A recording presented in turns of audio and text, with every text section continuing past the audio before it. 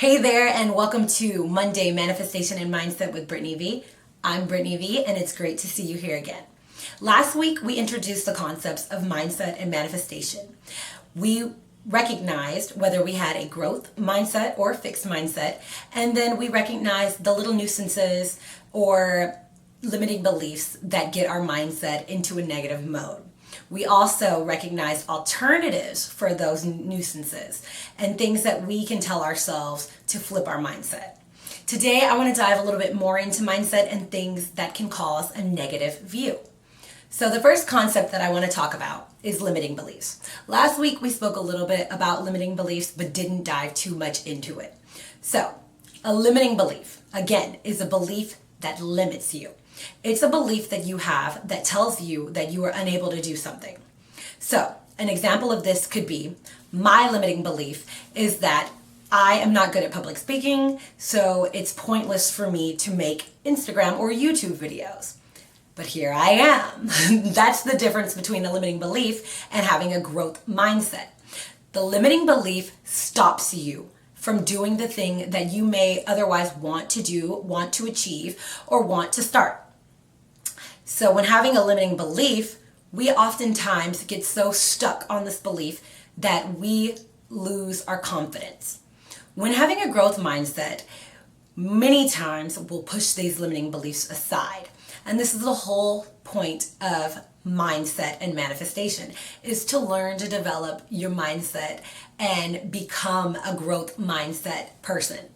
And again, if you don't remember, a growth mindset is the type of mindset that believes that change is possible, that goes after things, that sees a bigger picture and doesn't just look at things in black and white.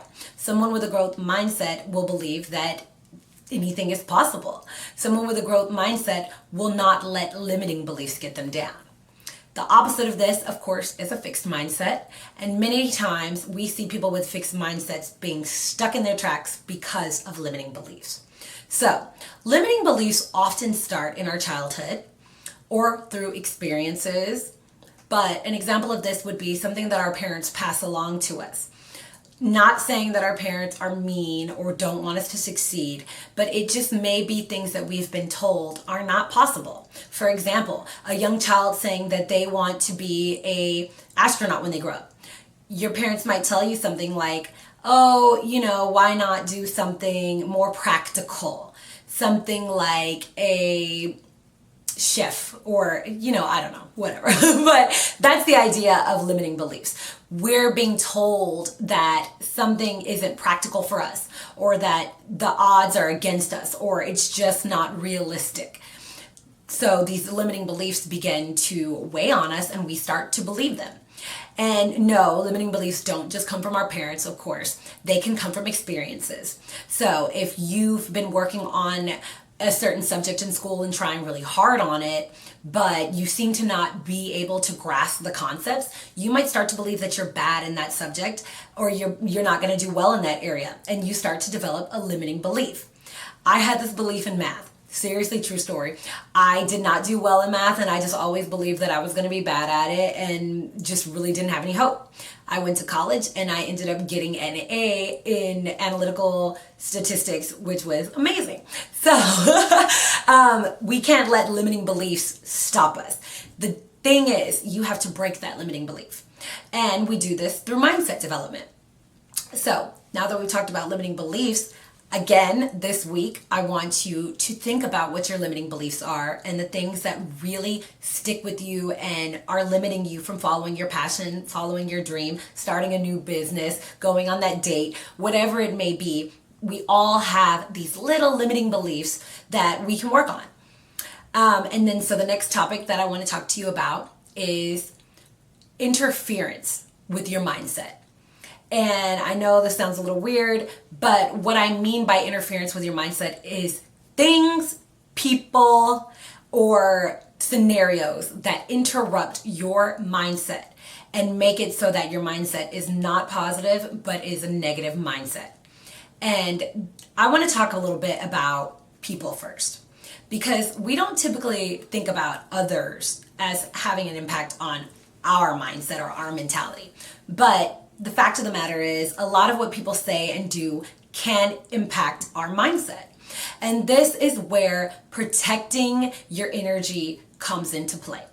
Have you ever been around someone and you're in a really good mood and they come in the door and they're just bringing all their negativity into you and telling you all these things, and it starts to make you feel negative yourself, or you just feel spiritually and energetically drained? Well, protecting your energy is something super important, but it also coincides with protecting your mindset. So if you are noticing that certain people make you feel very negatively or impact your happiness or your mindset greatly, it's time to start limiting contact with these people. And of course, you can't always limit contact with people. If you live with someone that makes you feel this way, it can be very hard. But say that you do live with someone that impacts your mindset and you can't move away from them. It might be your mom, it might be your spouse, it might be a child, who knows? The one thing that you can do to limit these interactions is to flip conversations. So if someone is having negative conversations with you and they're really bringing down your mood, or say your mom comes in every day from work and she's complaining about her job and she's just really making you feel down, one way to flip conversations is to completely change the subject. When you find yourself in conversations that you don't want to be a part of, flip it. Start talking about something else and do not dive into these topics. And I know this can be difficult for many of us because a lot of us, if you're like me, want to help people and want to help them talk through their problems. But sometimes misery loves company. And there are some people that you're going to find in your life just spew negativity and they spew complaints, and you can't really switch from those topics easily. And you can't always help people with this mindset. So when you're in these situations, if you can't limit the interactions with someone like that, you have to flip the narrative. You have to change the subject or simply walk away from it. So again, these people who may drain your energy or cause you to think negatively, flip those conversations if you can't walk away. Now, I want to reiterate about this because having conversations with people who are going through tough things does not make them bad people. We want to help people. We want to be there for them. We want to be an ear for them. But what happens with the law of attraction is like attracts like. So if you're constantly being introduced to negative things, negative concepts, negative energy, negative conversations, you will start to pick up on that, and it can be very difficult to flip that. And if we are manifesting and we're trying to get the things that we want out of life and trying to have a peaceful mindset and a peaceful life, constantly having negativity in your life is going to start impacting your mentality negatively. So you need to recognize the difference. Is this someone that is every once in a while they have a problem and you're helping them with it? Or is this someone who's constantly bringing negativity into your life? That's the difference. We don't want to stop helping people, but we also want to limit interactions to our positive energy and our positive mindset that are going to be damning. Now, moving on.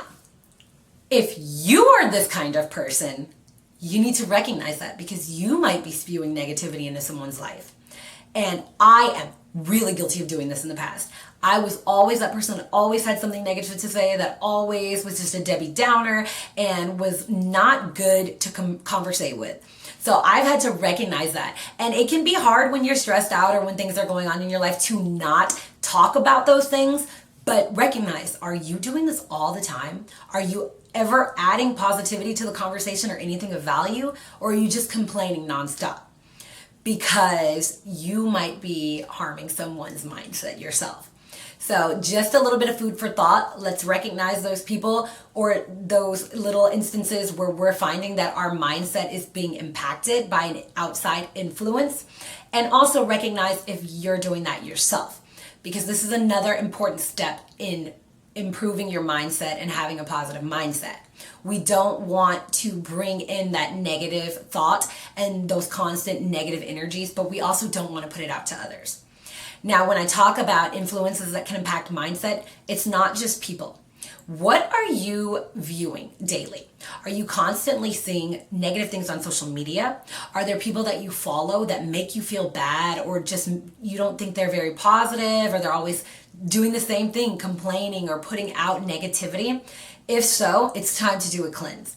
And when I say cleanse, I mean go onto your social media or your YouTube channels or your Twitter or your TikTok or whatever, any type of social media. Go on there, and to those people or those pages that you see that are negative and bringing you negativity, delete them. You don't need to follow them. You don't need to bring that negativity into your life, because those little things, whether you know it or not, they seep under our skin, they get into our mindset, and they start to impact our positivity.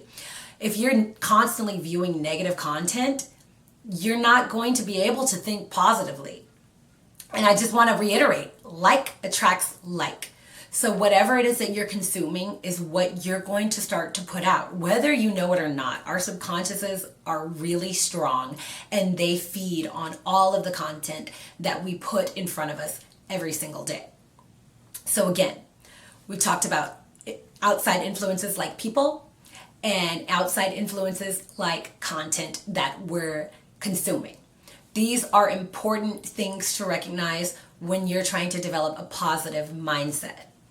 But one of the biggest influences on a negative mindset is our own thoughts, our own view of ourselves, and the way that we come down on ourselves or limit ourselves with those limiting beliefs. So for this week's task, I want you to make a list.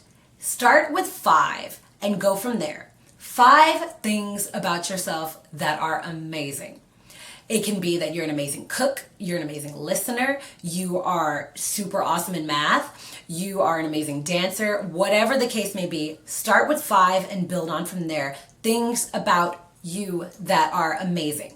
The point of this is to start identifying those positives about yourself, to start developing that positive thought. And whenever you start to get down on yourself or become angry about something that you did and you want to call yourself stupid or dumb or whatever, flip that with something that's amazing about you. This way you can start to understand and really feel all of those great things that you bring to the table. And with that, you'll start to have more confidence in yourself, which in turn will bring more positivity in your mindset. So today's quote is, "You reap what you sow." So whatever it is that you're putting out and planting is what you're going to get back. Are you planting positivity, light, love, happiness, and abundance? Because if so, that's what you're going to receive. But if you're planting negativity, drama, anger, that's what you're going to receive as well. Which one do you want? Think about it. What are we putting out there into the world? And what are we allowing to come into our lives? It's really important when manifesting and having a positive mindset to understand the importance of thought. Because thoughts become things, and the things that we take in impact our thoughts. So what kind of thoughts do you want to have? Positive ones or negative ones? I hope this helps, and I hope you guys gained a lot from today's conversation. Remember, we're going to reflect on 5 things minimum that are positives about ourselves. We're going to make a list, and we're going to really start to dig deep and recognize things that are amazing about us. Once you do this, when you find yourself thinking negatively, you're going to flip those thoughts with something positive and remind yourself why you're so great. Also, we're going to identify those little nuances in our lives, those people or those platforms or those videos or contents that we're consuming that bring in negativity. And if you can't delete them all together, we're going to start flipping the narrative. I hope this video was informative for you, and I hope you enjoyed it. If you did, don't forget to click the like button, and don't forget to subscribe and share with someone else. You can find me on Instagram at Synergy by Brittany V. And if you're interested in life coaching, there's a link in the description to reach out to me so we can chat a little bit more. And I cannot wait to see you next week when we dive more into the concepts of mindset and manifestation. And I will see you guys later, sending you so much love and light. Bye-bye.